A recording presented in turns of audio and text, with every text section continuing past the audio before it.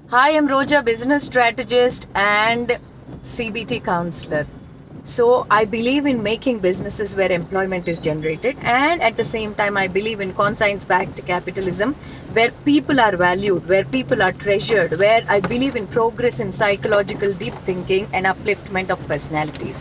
So నేను ఒక లాంతరు పట్టుకున్న గుడ్డి వ్యక్తిని నమ్మి మోసపోయిన జనసందోహం గురించి ప్రీవియస్ షార్ట్లో ఒక స్టోరీ చెప్పాను. ఆ స్టోరీ ఫస్ట్ విన్నాక ఈ షార్ట్ చూడండి.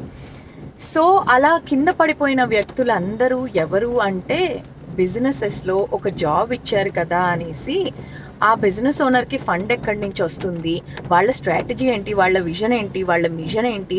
ఈ విజన్ అండ్ మిషన్ అనేవి ఎంప్లాయ్మెంట్ డాక్యుమెంట్స్లో రాసుకునే కొన్ని సెంటెన్సెస్ కాదు, ఆ బిజినెస్ ఓనర్ యొక్క ప్యాటర్న్ని ఎక్స్ప్లెయిన్ చేసేది, ఆ బిజినెస్ ఓనర్ యొక్క ఇంటిగ్రిటీని, అతని డిసిప్లిన్ని, అతనికి లీడ్ చేయడానికి ఉన్న డిసిప్లిన్ని, అర్హతని ఎంచగలిగేవన్నమాట. అంటే తన థాట్ ప్రాసెస్ అర్థమైతే నిజంగా మనం ఫాలో చెయ్యాలా వద్దా అని మనం డిసైడ్ చేసుకోవడానికి వచ్చే కేపబిలిటీ మెట్రిక్స్, దాన్ని చూసి మనం ఫాలో అవ్వాలి. అంటే వీళ్ళకి ఫండ్ ఎక్కడి నుంచి వస్తుంది, ఈ ఫండ్ని రైట్ రూట్లో పెడుతున్నారా, కరెక్ట్గా ఆర్డర్స్ ఉన్నాయా, కరెక్ట్గా ఇది ముందుకెళ్తుందా, నాకు ఎన్ని నెలలు జీతం వచ్చింది అనే యాటిట్యూడ్తో ఉండి నాకు 2 నెలలు వస్తే చాలు అనుకుంటే ఆ పర్స్పెక్టివ్ గురించి నేను అస్సలు ఇక్కడ డీల్ చేయట్లేదు, మాట్లాడట్లేదు.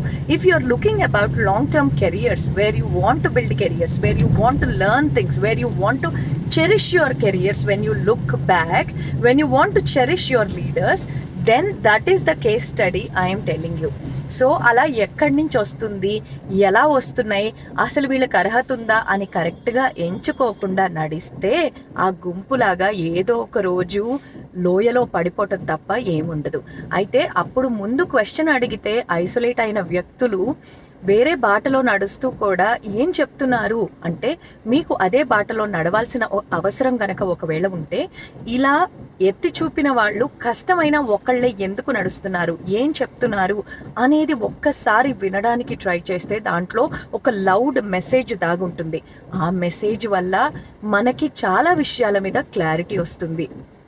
అండ్ ఎంప్లాయరే కాదు ఎంప్లాయీస్ని సెలెక్ట్ చేసుకునేది, ఎంప్లాయీస్కి వెరీ వెల్ ఒక రైట్ ఉంటుంది, ఒక డిగ్నిటీ ఉంటుంది వాళ్ళ ఎంప్లాయర్ని సెలెక్ట్ చేసుకోవడానికి.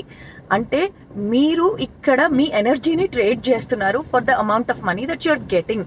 సో మీరు దేనికి కష్టపడుతున్నారు, మీ టార్గెట్స్ రియల్ టార్గెట్సా, అసలు ఆ టార్గెట్స్కి మీనింగ్ ఉన్నాయా, అసలు అవి ఫేక్ టార్గెట్సా, ఊరికే బాసులు వాళ్ళ లీడర్షిప్ అనే కిక్ కోసం కంపెనీలు పెట్టారా అనేది మీరు తెలుసుకోవాలి.